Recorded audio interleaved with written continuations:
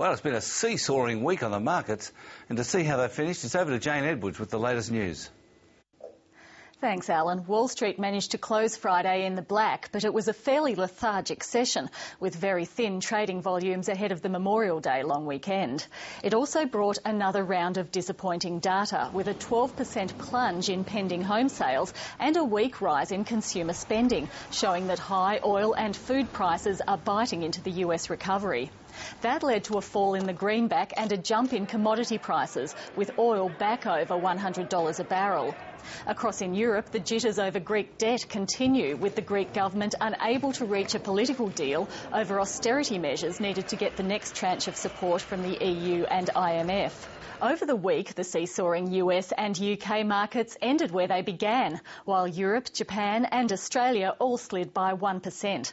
With news from a busy week at home, here's Marcus Padley. Well, after a 7% fall in a month, we did see a bit of a relief rally towards the end of this week. Within the retailers, we saw Harvey Norman, JB Hi-Fi, Myer all hit 52-week lows before having a bit of a bounce. Myer in particular is now down 30% since its IPO. That's a record low. In the bank sector, we saw perhaps the worst performance as international institutions were said to be shorting the sector as the Aussie dollar peaked, and they're also in a bit of a flat spot post-results, and most of them have gone ex-dividend, and they're also worrying a little bit about Europe. On the takeover front, we saw a bid for Territory Resources. We saw Foxtel bid for Ozstar, Sporting Bet bid for Centrebet. On the earnings front, we saw a profits warning from Elders and a good set of results from GrainCorp, who also had a special dividend, and there's a bit of a takeover talk around there as well. Other stocks up on results included Technology One, Thorn Group, Rural Co, but the best performed perhaps was Program Maintenance Group.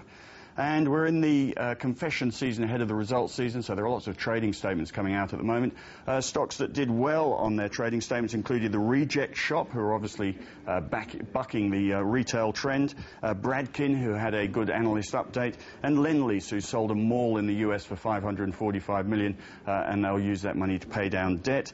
Stocks not doing so fabulously on trading statements included Brambles, who reiterated guidance, Westfield, who continue to have a bit of disruption in their coal division, and Perpetual, who had a market briefing and told us profit would be in line with last year's, and also AJ Lucas, who are still in a trading halt pending a small capital raising, and they've also had a bit of a profits warning. In the AGM front, we saw an AGM from Westfield, who confirmed earnings guidance, and also from Iluka, who had a very well-received AGM, and brokers continue to upgrade earnings and target prices. One broker also made the forecast this week that there was a 50-50 chance of the Aussie dollar going to $1.50 in the next 5 years. Of course, what they didn't tell us was there's also a 50-50 chance that it won't. A winner of the week this week was Starpharma, up 19% after some positive clinical trials for one of their products. And loser of the week was Pharmaxis, which fell 69% as one of their products was knocked back in Europe.